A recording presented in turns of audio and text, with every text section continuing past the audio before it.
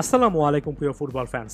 Manchester সিটির আরও একটা ইপিএল ট্রফি জয়ের পথে সম্ভবত এটাই সবচেয়ে বড় বাধা ছিল যেটা তারা অতিক্রম করে ফেললো।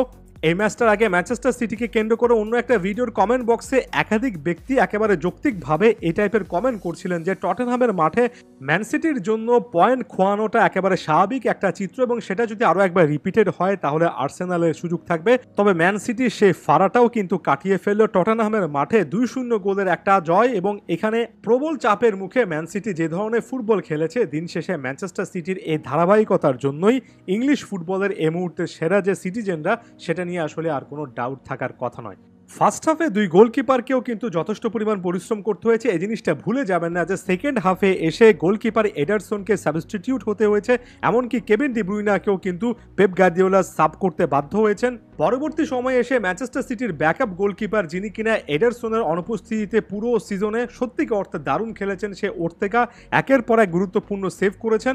বিশেষ করে ম্যাচের সম্ভবত 85-86তম মিনিটের সময় টটেনহামের স্টার ফুটবলার সন তো একেবারে একা পেয়েছিলেন ওর্তেগাকে। ওই সময় ওর্তেগা যেভাবে তার ডান পাটা বাড়িয়ে অনেকটা এমিলিয়ানো মার্টিনেজ স্টাইলের একটা সেভ করেছেন, সেটাই শেষ পর্যন্ত ম্যানচেস্টার সিটির জন্য সবচেয়ে ক্রুশাল একটা ব্যাপার হয়েছে। এর আগে এর্লিং হল্যান্ডের একটা গোলে ম্যান সিটি 1-0 গোলে এগিয়েছিল, তবে ওই মোমেন্টে যদি ওই গোলটা চলে আসতো ম্যানচেস্টার সিটিকে আসলে একটা পয়েন্ট ড্রপ করতে হতো এবং ওই পয়েন্ট ড্রপ করা অর্থাৎ এখানে ড্র করাটা ম্যান সিটির জন্য হার কিংবা তার চেয়েও খারাপ একটা সিনারিও হিসেবে প্রমাণিত হতো এবং আর্সেনাল হয়তোবা সেটার জন্যই অপেক্ষা করছিল।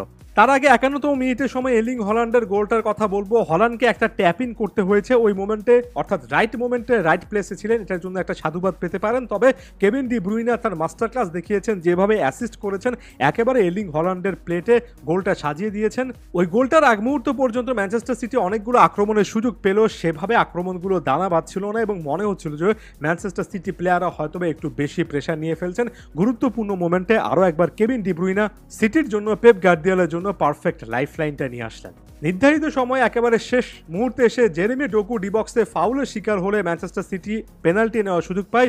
এর্লিং হল্যান্ড এবারও ভুল করেননি, জোড়া গোল করে শেষ পর্যন্ত ম্যানচেস্টার সিটির এবারের ইপিএল সম্ভবত নিশ্চিত করে ফেলেছেন।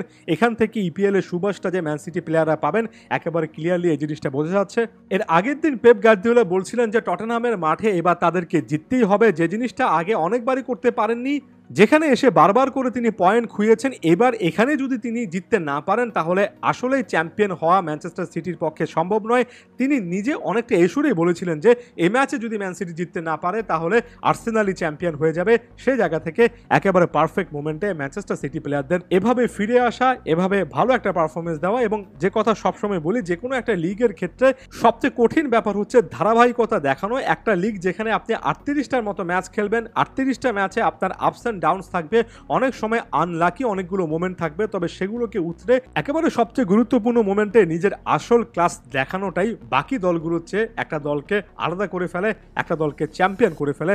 আসলেই ইপিএল এর চ্যাম্পিয়ন ম্যানচেস্টার সিটি যোগ্যতম দল হিসেবে তাদের চ্যাম্পিয়ন হওয়া উচিত।